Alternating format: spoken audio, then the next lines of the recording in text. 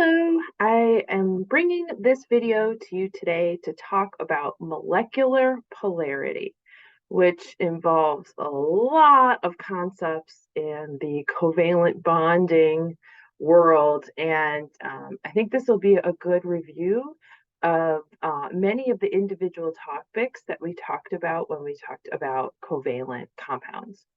So I'm going to bring up some examples from our notes, or maybe they're different notes depending on what class you're in. Um, but I just want to do a couple examples for you and just step through everything so that you can see all the fine little details that are required in order to look at the polarity of an entire molecule. So I have a couple examples here. I think I might do 3 examples just to make sure that I get a whole lot of different scenarios included. So when we're looking at polarity of a molecule, I will provide you with a Lewis structure. Now, in your homework, you may have to draw the Lewis structure first and then go from there. I think that's how your homework deals with it. So you need to draw the Lewis structure first. And I believe I have a video for Lewis structures as well. Once you get your Lewis structure drawn, the next thing you're going to do is look at each individual bond within the molecule. So if we were just to look at one very simple molecule made of one bond, we would simply look at their electronegativities, subtract them like we're about to do. But when we have multiple bonds, we have to look at all the bonds involved. Now, in our first molecule, CCl4, all 4 bonds are single bonds between a carbon and a chlorine. So we're going to look at that carbon-chlorine bond just on its own. Hang on a second, let me make sure I have my... Oh, it kind of doesn't seem to want to work right now. Hang on. Let me use my finger.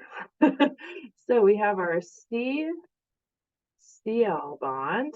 I'll get back to my pen when it charges. All right, and this bond we're going to look at individually. And in order to look at that bond, what we need to do is we need to look at the electronegativity values for carbon and chlorine. Now I have our handy dandy chart right here with carbon 2.5 and chlorine 3.0. So this is a review of polarity in bonds, single bonds. All we do for a single bond is we take those 2 values, we take the larger number, 3.0, we subtract the smaller number, 2.5, we find our difference, and then we go back to another chart that I'm giving you on your reference sheet, this one right here, and we see that a difference of 0.5 gives us a polar covalent bond. And so let's make a note of that. So this is a polar covalent bond. Now that is just within the molecule itself, okay? If we were just looking at carbon, chlorine, we would subtract the 2. But because this molecule involves 4 different bonds, we have to see how those bonds arrange themselves around the central atom. Now, if this came out to be a nonpolar covalent bond, the entire molecule is nonpolar, which is really nice because nonpolar covalent bonds, they do not have partial charges. And so if there's no partial charges at all in your molecule, the entire molecule is nonpolar. If you have at least one polar covalent bond, you do need to go through the entire process that we talked about. So once we find that we have at least one polar covalent bond, now we need to look at how those bonds arrange themselves around the central atom. And we do that by looking at the geometry. So we're going to do a short overview of geometry. So first thing we do to determine geometry, we look around that central atom. And I see that this carbon has 4 single bonds. Now, 4 single bonds, that is 4 electron groups, 4 EGs. And I count how many of them are lone pairs. We have no lone pairs. So that means we have a tetrahedral shape. Tetrahedral shape. Now you do need to be able to draw that tetrahedral shape. I save my pen card. Yay! A tetrahedral shape looks like this. So I have so I have 4 electron groups coming off of my central atom carbon. One is going up, one's coming off to the side, a little bit bigger than a 90-degree angle. And then opposite to that, we have our other 2 electron groups. One is coming out at us. I'm going to draw a little triangle. The wide part of the triangle is away from the central atom because it's getting bigger as it comes towards us. And then right next to that, we have our other one that's going back. And I show that it's going away from me by drawing a few dashes, 3 or 4 dashes. I have chlorine, chlorine, chlorine, chlorine. I have 4 chlorines around my carbon in that tetrahedral shape. Now it is helpful to make sure that the 3 electron groups that are kind of at the bottom here, that they're all below carbon, and that would be important if you're drawing a trigonal pyramidal shape, which is based on the tetrahedral electron group geometry. So the next thing we do, once we draw our 3D shape, and this is a really important detail that I cannot emphasize enough, a lot of students like to skip over this part. They go directly from finding whether there's polar molecules to drawing those delta partial charges on the Lewis structure. You have to draw it on a 3D structure. You have to draw it on the 3D shape. So now we're going to get to those deltas. So we found if we have a polar covalent bond, we drew the 3D sketch, and now we're going to draw any partial charges on that 3D sketch. How we do that is we focus in on each bond one at a time. So in each carbon-chlorine bond, I see that the chlorine has the higher electronegativity value, which means it's going to carry the partial negative charge. So I draw a little partial negative right next to chlorine, and I draw a little partial positive next to carbon because it has the lower value. Now, all 4 of our bonds are the same, which means all 4 of our chlorines are going to have a partial negative charge. I do not need to draw the partial positive again on the carbon because it was already marked as positive. Once I have all of my deltas drawn, I look to see if I have a region that is positive and a region that is negative. The shorthand that I've given my students that really works pretty much most of the time is, and for our purposes, is if you can draw a line to get all of the positives on one side and all of the negatives on the other. It has to be a straight line, but it can go in any direction. Horizontal, vertical, diagonal, doesn't matter. In this case, we see that our positive is perfectly surrounded by negatives. So there's no way that I can get that positive on one side of a line and all 4 negatives on the other side. So that is why this molecule itself is non-polar. So non-polar means no poles. There's not a negative side and there's not a positive side. Yeah, we have partial charges all over, but they're distributed in an even manner so that overall we don't have a polar molecule. All right, let me show you an example where we have different types of bonds. So this one is very similar, CH3Cl, but there are 2 different types of bonds. And what we're going to do is we're going to look at them separately. Now we already looked at this carbon-chlorine bond. In the previous molecule, we found that this was polar covalent, so we don't need to do that again. But we also have carbon bonded to hydrogen. We have a carbon-hydrogen bond.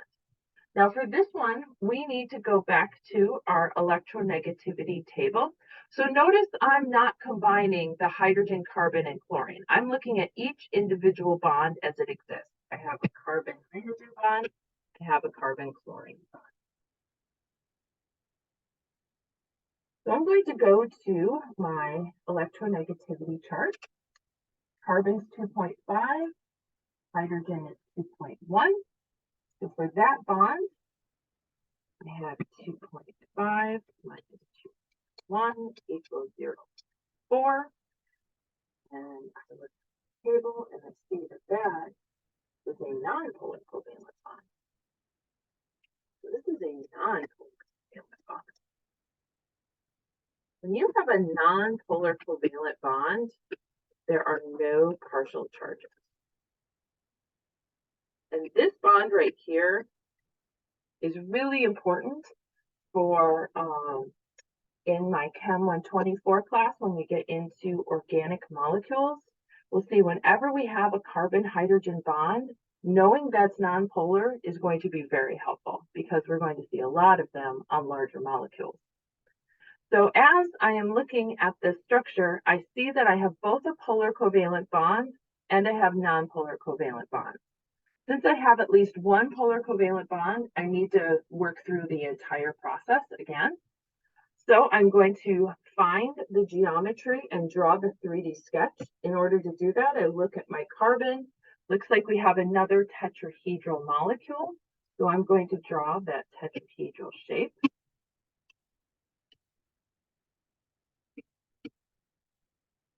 Now, where we draw the chlorine honestly doesn't matter. If I draw it in any one of these 4 locations, all we're doing is rotating the same molecule. So I'm going to put it at the top just because that kind of separates it from the 3 H's. Sometimes that can make things a little bit clearer. If I have different terminal atoms, I usually like to kind of group them together. So if we had 2 chlorines, I might put them together. If I had 2 hydrogens, I might put them together. It just helps with visualization because that tetrahedral shape can be really hard to visualize sometimes. So now I'm going to draw my delta charges. My carbon-hydrogen bond is nonpolar. So I don't have any deltas to draw for my carbon and hydrogen for those 3 bonds. So the only deltas I have to draw are for my carbon and chlorine bond, which we did in the previous molecule.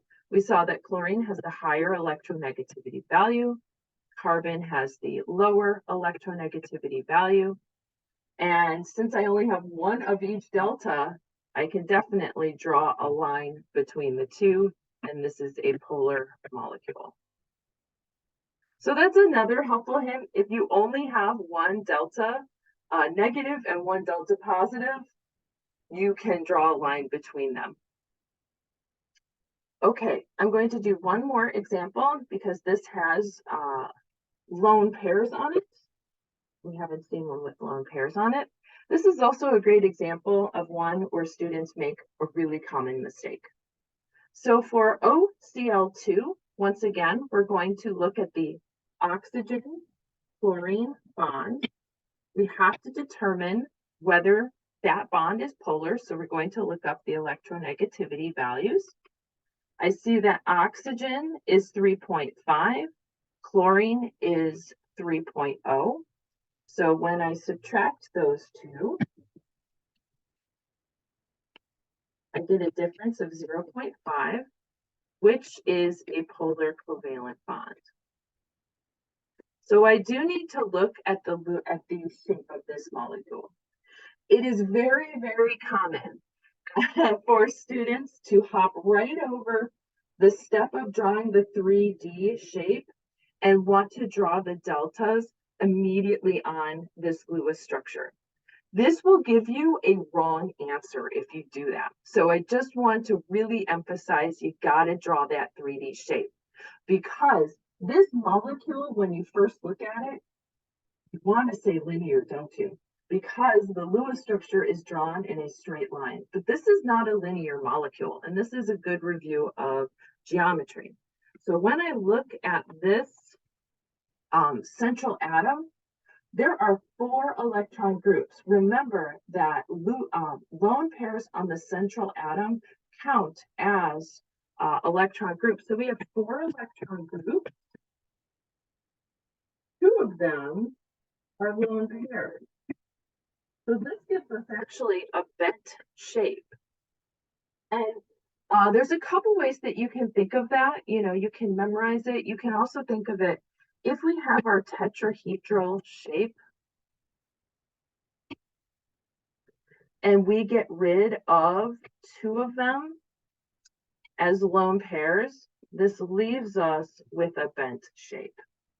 So if I were to take my tetrahedral and just cover up two of my electron groups, because we won't see them as, they take up space as lone pairs, but we don't visualize them when we identify and name the molecular geometry or shape. So we draw this molecule in this bent shape, and that's going to make a big difference, because we see that the chlorines are arranged differently around the oxygen in the bent shape rather than in our Lewis structure. So Lewis structures, the point is to show how electrons are shared, what the bonding arrangement is, but the job of a Lewis structure is not to show us how the atoms arrange themselves around each other in real life. That's the job of the 3D sketch. They each have their own job.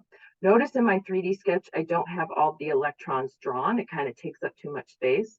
That's the job of the Lewis structure. So they each have their own characteristic job. So in oxygen-chlorine bonds, oxygen has the higher electronegativity value. So I'm going to draw my delta negative near that atom.